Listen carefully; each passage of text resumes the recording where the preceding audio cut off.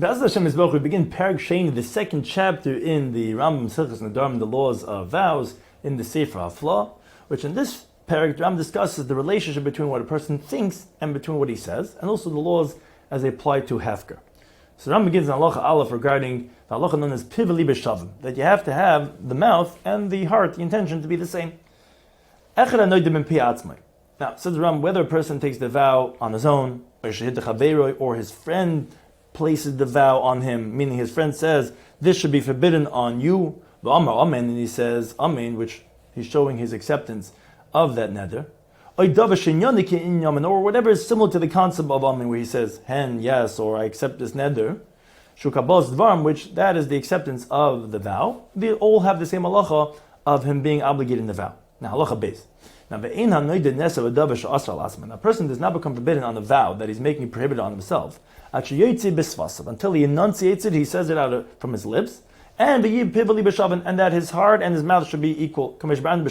Like we explained the laws of oaths in the second chapter, halacha yud till yud beis. Now, avol, and that's actually learned out where both Shvuah and Nedarim have this term levate b'svasayim or mifta sivaseha, which you have to enunciate it, which actually also includes mevate, includes that you're expressing what's in your heart. So you see both of it, they have to enunciate it, and it's got to be from what you're really thinking. Now, but let's say someone had in mind to take a vow of Naziris, but not the carbon, and he said something different. He took a vow on the carbon. Or let's say B'Karban, he had in mind to make a vow of a carbon, and he took a vow of Naziris. Or B'Shvuah, and instead V'Nadar. Or Yishin had in mind to take an Neder, B'Nishba, and he swore. Or Yishin he had in mind to say figs. V'Man go ahead, and his lips said something else, said grapes. There's a mutter b'shneim, and then you can be permitted in both of them. There's no neder, like we said, because yes, you have to say it, and not only that, it has to be an expression of what you're feeling in your heart. Halacha Gimel. Someone takes a vow based on other people's intentions, where he says, I'm going to do it based on what you guys are thinking.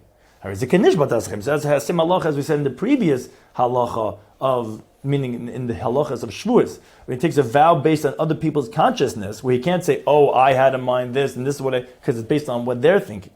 And so too, comparing to the laws of Shavuos, if someone takes a vow, and within the amount of time it takes for a student to ask his Rabbi, Shalom Aleichem Rabbi, peace unto you, which is the amount of time, as we called it, of speaking, and he retracts, or similar, or others protest to say, no, don't do that, and he accepts their protest to retract, is a mutter, then it's going to be permitted, and it's going to nullify that vow. And but in Kalelu Dvarim ben Nedarim Kedin Mishvus, because like the Rambam says, the halachas of all these things by vows are the same as it is by oaths, because the pasuk actually equates the two of them in Bamidbar Ishki Denetel Hashem Ohi Shav Shvuah.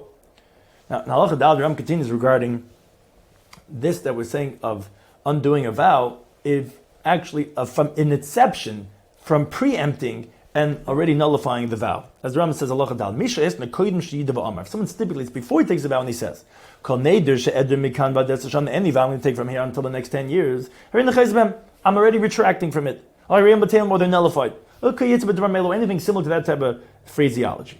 Then subsequently takes a neder, so it depends. If at the time that he took the vow, he remembers what he had stipulated, actually his vow is valid. And the reason for that is because he has nullified his condition with this vow, because if he would want that stipulation to be valid, so why is he taking the vow? Obviously, he's changing his mind now from the stipulation that he had made. Now, but let's say he doesn't recall the stipulation. Only after he took the vow. Now, so even though that he receives the condition in his heart, meaning he recalls it, he doesn't express it with his lips when he recalls it. And he sustains it in his thought process, meaning he wants the fulfillment of the condition. And thus, have the vow already pre-nullified. So then, the vow is going to be nullified. Now, even though right now with his mouth, he doesn't go and recall his retraction, but the retraction was already said before the vow. So it comes to when he vowed, it was essentially an erroneous vow because he forgot a stipulation, and therefore, essentially, his heart is not the same as what his mouth is saying at the time of the neder, and therefore, he had already said out of his mouth already beforehand, thus beating it to it, the stipulation before the vow, thus saying that, the vow has no standing. Now, v'yesh mishamor lahachmer v'oimer. There are those who rule stringently and they say, but for who it's only she'izka t'nai, that you have to recall this stipulation, achash another, after you took the vow, but the amount of time that it takes to say Shlomo Rabbi, that only then will it have that power to uproot the neder. But if you recall only after that amount of time, since the neder already took effect, it's not possible that you should uproot it by recalling the stipulation. So although recalling the stipulation will recall it in more than one way, not recall, but and the recall will undo it. But those opinions want to say that that's only if you did a Torah Kedei Halacha hey. Like we said before, if someone preempted a stipulation for the next year or 10 years, and then he took a vow. Now, similar but different in the previous halacha. He recalled, when he was taking the vow, that he has a stipulation. But he forgot regarding what did he stipulate. Or how was the stipulation. So Imam, if he says, I want to do based on what I originally said, I don't remember what I said, but I remember that was a really inspirational time, I want to be like that. So So his vow is not going to be a vow because that was his stipulation. He didn't recall when he was making the vow, but he initially said it shouldn't be. So his neder is not going to be neder shai bibli because he nullified it. Now, but if he didn't say I'm doing it based on my initial intention when they made the stipulation, well then then he's already nullifying the condition now. And he's substantiating the vow because he recalled at the time of the vow that he had a stipulation. And then even so he's making the vow without saying it should be based on the original intentions. So therefore essentially it's uprooting it and therefore it will be a vow. There are some of the go'im that they say, which was the period before the Rishonim, before the Rambam, the go'im after the Amiram or the Gemara, some of them want to say, "In kol elu advarim." You don't have all these things that we're saying over here regarding preempting with a stipulation to nullify the vow, that they're not noigin, they don't have the halacha elu b'nedarim b'lvad. That you only have this idea of preempting by vows, but not by oaths, because shvus are very severe, and there you can't preempt it. The yesh mishemayra, and those who rule, shadin hanedarim and shvus binyan say le'echarem. No, the laws of vows and oaths are the same in this halacha, and that you could preempt a stipulation that the shvus should not take effect the way you could do for nedarim. Which this halacha the Ram is bringing over here is what's brought in Shulchan Aruch and Yeridei Rishud Aleph, which that serves for the famous custom of Kol Nidre and the night of Yom Kippurim to stipulate on the vows of the coming year that if a person in his anger takes a neder and he forgets the stipulation that all the vows and the nedarim should be nullified. And it's done by Yom Kippurim because that's when everyone comes to shul, and therefore the custom became to do with that. But the Rambam brings in Rishud Aleph, however, that we don't really rely on that to permit it without going to be shoyal by a chacham, unless for a great need. Halacha Zayin, Rambam continues regarding what happens if the neder is not so explicit, not so specific, it's pretty vague. So says the Rambam, Stam Nedarim lahachmer. In general, the unspecified vow, we go stringently, which we assume the person's trying to make the thing forbidden him, because else he should have been quiet. But when he's interpreting, then that could be lenient or stringent. So let's say someone says, I want that this produce should be on me like the salted meat and the wine of the libations. So they tell him, what were you thinking? What was your intention then? So in Perish Valma, if he specifies and he says, I want like the salted meats of the karbanis of the mizbeach, like the wine that's poured as libations on the mizbeach. That's what, how you believe it, that's what was in my heart. Sorry, is also. So then that thing is going to be forbidden because he was matfes, but another, which is what a carbon is. But Mama, let's say says, no, lahoy believe in my heart was only ela to krevis of zara. I wanted it to be usher, like the sacrifice of idolatry, and the wine that's poured as a yayin nesach, the libations of avodah zara. This thing that is comparing to that is actually going to be permitted because he was being matfes b'davar ha'aser, and therefore that doesn't qualify for hatvasa. Now, if not the stam, but if he vows unspecified, like we said, stam darm is lahachmer, where we ask him, he says, I don't know what I had in mind. I just said. Also, then we're going to say it's going to be forbidden. So it's stam darm lahachmer, but perushim could also be leniently or it could be chumrah. Halacha ches v'chein if someone says harei peris harei lo alai chayrim, these produce should be on me chayrim. Now imke chayrim shall be the gabayis. If, which that's a biblical halacha, that there's a certain type of hektish which is called chayrim, which is set aside, like a chayrim, you put something set aside, the person set aside, that goes to the Bedei Gabayis, to the temple upkeep, so then also it's going to be forbidden. Vim kechem kahanim, and if he had in mind to the charam of kahanim, which that's another type of cherem that goes to kahanim, so then it's mutter. It's going to be permitted. Because that's their own private monies. There's no prohibition regarding it. And if it's unspecified, again, doesn't know what he had in mind, it's going to be forbidden. Like we'll say, stam nedarim lahachmer. Halacha test. Let's say it says harei like k'maiser, that these things should be on me like meiser. So which meiser? Which tithe? If it's like the tithing of the animals, awesome neshu carbon shake biyadai, because that's forbidden. It's like a carbon which he sanctifies by human intervention, like we explained in Perek Av Halachit Gimel, where that makes into davar nader, although it's automatic like the 10th one, but you have to go ahead and count it. Now, if he's comparing it to the tithing of the grain which is given to the Levi, well, then that's mutter because that's not davar nader. That's something it's a biblical obligation, not through your mouth. And if he didn't specify it, then us is going to be forbidden. Halacha Yud Harei like truma. Let's say he said these should be on me like truma. So it depends which truma, which elevation. If his intention is for the shovelfuls of the chamber that for the shkalim that are taken off, that was his intention. Or that's forbidden because those shkalim came from Nedarim that people are donating. If his intention is for the truma of the grain which is given to the kayin, well, that's mutter, that's permitted because that's not a davar hanad, that is an obligation. It's a davar ha'aser. Then and if he didn't specify, again, like we said, it's going to be forbidden. Anything like this, we gave examples, but you could compare it to all things that are like this, that stam would be lahachmer, and pirushim could be lahakol or lahachmer. Now, the Rambam continues regarding that we go based on the language of that population in that time and in that place. As Rambam says, when do we say that if the person specifies and he says, oh, that was my intention, then we'll say pirushim lahakol? It's only been makom in a place shemishmakol echad me'elu sham shnei inyan, is that the understanding of this word, like we gave in the previous examples, could have two meanings, and therefore, okay, if he explains leniently, we'll go leniently. But let's say it's a place where when they say cherem, unspecified, it's el cherem b'degabais bavad. It only means that's how the people in that population use it for that which goes to hektish for the temple upkeep. And he says, Harei alaychem should be on me like a cherem. Harei is awesome, then it's going to be forbidden. He can't come and say, oh, I meant that, because that's not what people use. So the other way around. Let's say in that place that people only use cherem for the terminology of the cherem they give to kahanim, then even if he's unspecified, a reason is going to be permitted. Anything like this, because we don't go in the laws of vows, we only go based on the common usage of people in that place in that time. Halachid Beis. Let's say someone takes a vow in cherem, meaning to say that this should be a cherem. And he says at a later point in time, which cherem did I have in mind? I had in mind the cherem of the sea. What's that? It's actually the net, the trap that they trap fish. Like we have a pasuk in Chabakuk that says Yiguru b'cherma v'yasev b'machmarasa. It means like a terminology of a trap. And he says, yeah, that's what he meant when they said b'cherem. Well, let's say another carbon. He takes a vow for a carbon. Vamei says, no, lohay belibi el b'karbanis malachim. I had in mind like the gifts that are makriv. You bring as near to the kings, to royalty, and the terminology people could use for karbanis. Or let's say Malachavei says to his friend, Hari atzmi lecha carbon.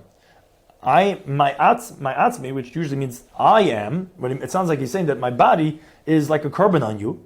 He says, no, lohay belibi el asrei be'etzem shenachti lelis noide b'yderech schayk. He says, what my intention was to only make him forbidden. I have a bone that I have in my box, in my drawer at home. My intention is that bone, when I say atzmi, it means that bone, that should be forbidden on my friend as a carbon, which I use just for joking around with people.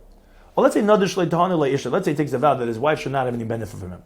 Family says, no, which wife? I meant my first wife that I divorced. Which is, and says all these similar types of things. So that it sounds like to everyone. Obviously, he's saying chayrim or carbon, or he's saying something that's really forbidden. And he's saying, no, my intention was for this and that.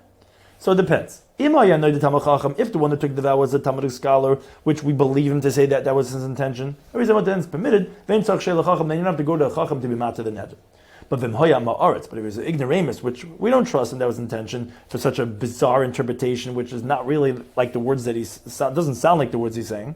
And also we suspect him that he's not going to be so careful in the laws of the Nedarim. So Marin be'enim shezeh neder v'shehu asur. So we show him as if to his eyes, as if it's a vow, and that he's forbidden based on what he said.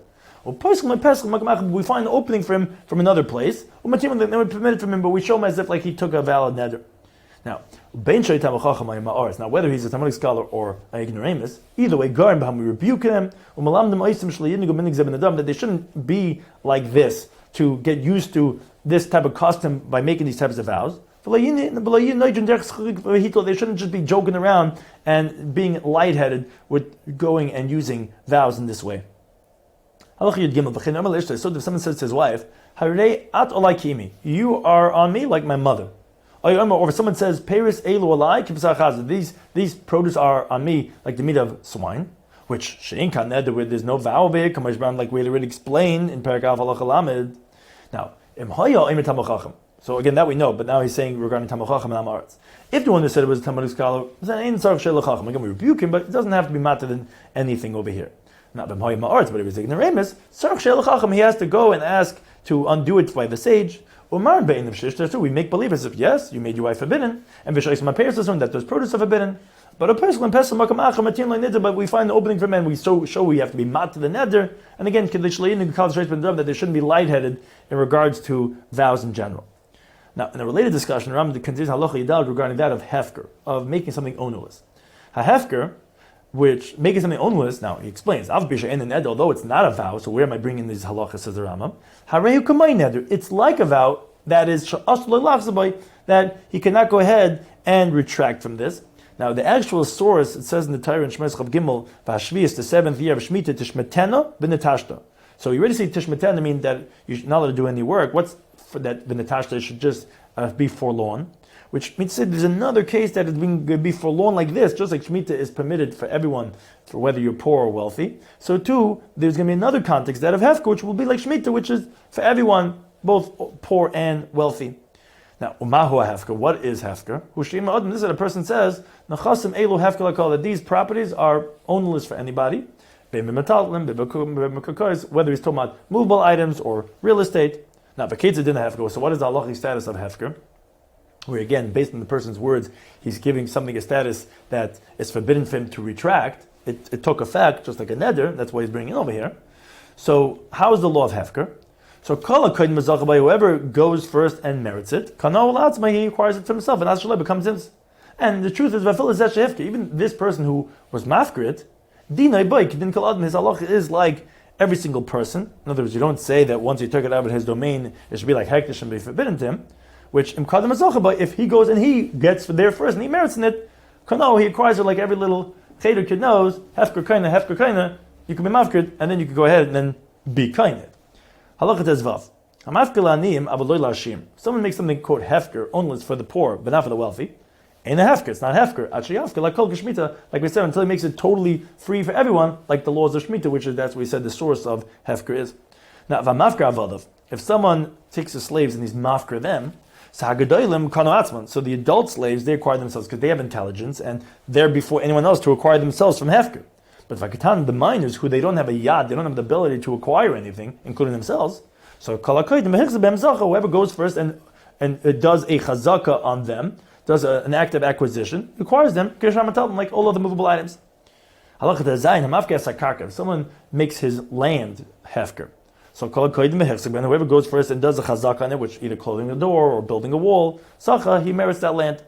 Now, din Torah, according to biblical law, even if you just make something hefker in front of one person, there is a hefker, it's going to be hefker, and therefore that makes the produce exempt from the laws of tithing, which, because hefker is part of a maisis, and even if the one who made a hefker goes back and is zeich in it, he doesn't have to separate maisus from these produce. Like we explained in the appropriate place in Hilchos Trumas and Hilchos Matnas Aniyim. Now, but from rabbinic law, ain't a hefker actually yafker b'fnei shleish. It's not going to be hefker until you make it ownerless in front of 3 people. Why? Because so that one person can go ahead and acquire it, and he'll have 2 witnesses who could testify, because it's only 2 people. When one of them is going to marry them, who's going to testify that that person made a hefker? So it's going to defeat the purpose. So therefore, rabbinically, they say that it's not going to be hefker until there's 3 people. So that one person could be zeicha and 2 people could testify. Now, whoever says, harei is a hefker, this is hefker, vizeh and this, so harei hasheni sveik hefker.